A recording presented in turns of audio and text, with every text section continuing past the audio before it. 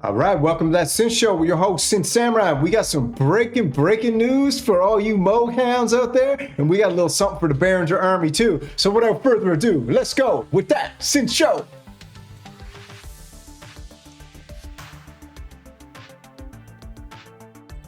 All right off the bat, let's get to it. So, we got some people out there digging deep, and one person in particular, I'm going to tell you about him in a second, is breaking some news because he's on the inside. He's got sources all over America. He's got them all over the world, from Japan to Korea to Taiwan to Ashville, North Carolina. And the Moog Ashville factory is going to Well, let me tell you what's going to happen here. Let's go over to our cat here.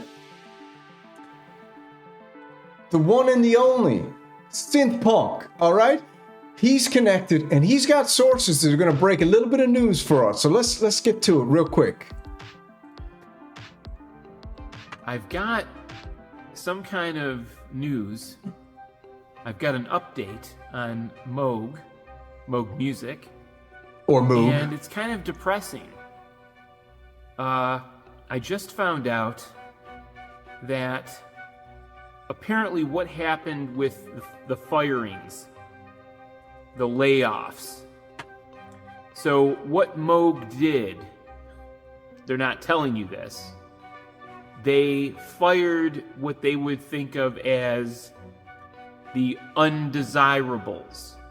All right, they fired the undesirables. So in my opinion, that translates to one thing. They got rid of everybody who even breathed the silent sound of a union, all right? Yeah. So they fired the undesirables from Moog. And on top of that, the Moog 8-voice polyanalog, pretty much called the Moog Mirror, I'm pretty sure. That's my prediction. Mine too. The Moog Mirror is not going to be built in Taiwan. All right, so that's huge news for all you Moog hounds, and this is crazy. I don't know what kind of needle they're trying to thread here, but this is pretty wild. So, breaking here, we got the source on the ground. It's actually going to be assembled in Asheville. Okay. By people that they didn't fire. And so the plot thickens. Yes, it does. However, all the circuit boards are going to be built abroad and assembled. Sneaky. In Asheville. All right, so they're going to be building all the circuits and stuff, shipping them on over here, and then the boys in the Asheville, North Carolina side are going to be assembling them. So it's going to be like every other American-made product, almost, except for a few, assembled in America, but not made in America. Yeah. Assembled in Asheville. And that means, like I said before, the price of the poly is probably going to be $4,000 to $6,000, but I was really more inclined to say $5,000 to $6,000. Bad move, Moog. Bad move. I don't know. Tell me what you guys think down in the comments. I think that's a horrible move. My opinion is they need to get as many new customers in as possible and new people in the Moog family or army, as you want to call them. We'll call the Moog family the Behringer Army. And that $5,000 to $6,000, they're trying to satiate the Moog fanboys, the people who really love Moog. I love them too. I think it's cool, but I think they're trying to thread a needle here. So, yeah, there you have it. Some of the stuff that they plan on doing in the future will be built in Asia. But the Moog 1 16 voice is being built in Asheville. And the Mini Moog Model D reissue, the brick, is going to be built in Asheville, as it always has been. And with the big poly that's coming out, that is also going to be put together in Asheville under the supervision of American workers. All right, so that's interesting. So they're going to keep these big three, the Moog 1, the Mini Moog, and the Moog Mirror, which I broke, and I think SynthPUNK broke the news too, because he is the source of a lot of the stuff, because he's got his ear to the ground. All right, so they're going to keep these here to satiate a lot of the crowd that really would have left Moog if they didn't, if they made everything over in Asia for whatever reason. Asian products are cool too. Made in Asia is good. So that's interesting. Maybe I'm changing my mind a little bit here. Maybe I think this might be a very smart play.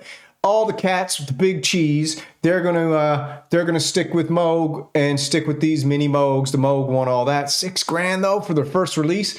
That can't be their first release. No way. They're not going to release a $6,000 synth for their first release. They got to release. Okay, I'm going with the Labyrinth then. They're going to come out with the grandmother style, matriarch style Labyrinth made in Taiwan, patch bay semi-modular. And there you have it. That's my latest update.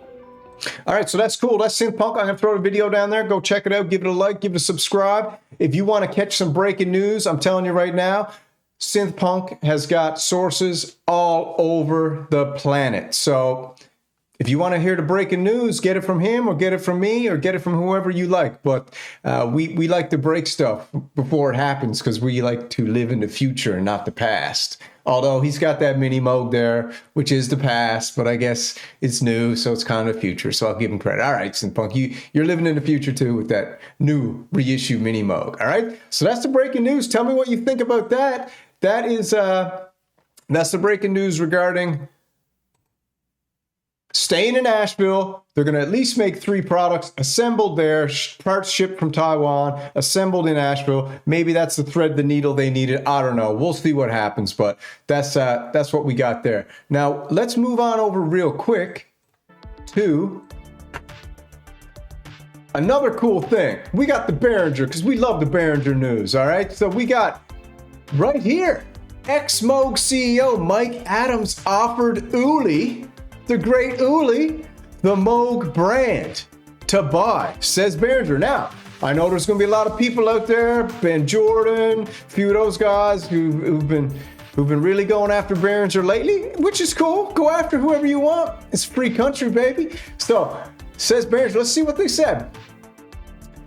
Ben Jordan published a video, all right? I'll throw that down the links if you want to go check it out. He was going after Behringer, talking about Moog employees, all right? So according to the ex-Moog CEO, Mike Adams, right here, contacted Uli in May 2023, that's recently, and offered him Moog brand to buy. And guess what Uli said?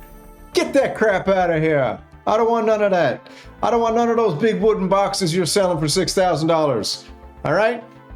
Uli thinks, I want my Behringer boys to be able to, and girls, I want my Behringer boys and girls to be able to go out, get a Model D for $300, and then take that $5,500 and go buy a Kawasaki Ninja motorcycle or a snowmobile to go ripping around in, or a used car, because we can't justify getting a mini Moog for $6,000. So Uli said, get out of town. Now, let's see what he really said in his post here. While we believe Moog is a great brand, we declined the purchase due to our low price business and model not aligning with the luxury model Moog is pursuing, which is fair enough. It's luxury. Everybody needs a little luxury in their life. We wish Moog and his people all the best. Blaming us for Moog struggles is as reasonable as blaming Yamaha for the bankruptcy of Sequential, Oberheim, ARP, and Moog in the 1980s when the DX7 digital, baby. I'm a digital guy. DX7 came out and tore the market to pieces. So we wish Moog and all its people the best and believe a great future for them is ahead. Both brands serve a very different customer base, which is true. That can perfectly coexist. Well, we'll see. We'll see about that. So that's it right there. What do you think, man? Uli had Moog in his hands, the palm of his hands, and he went, get that out of here. I don't need it. But guess what? There's another little rumor going around, and I'll break this now because someone broke it to me, that there is a rumor that Behringer and Music Tribe will eventually, sometime in the near future, purchase In Music and all their product lines, okay? So I think Uli kind of knows that one way or the other, he wasn't going to pay a premium for just Moog. He's going to get the whole kit and caboodle, all right? So that's cool, that's news. So we got the Ashville staying, making 3 synthesizers, Moog 1, Mini Moog, and the new Moog Mirror 8-voice polyphonic coming out, and that was broke by SynthPUNK. And then we got Uli saying no thank you to Behringer, or no thank you to Moog's brand, and continuing on in his Robin Hood-esque style, providing cheap synthesizers to people like you and I, because we love Behringer over here. Now, that's that synth show. Thank you for watching. Good night.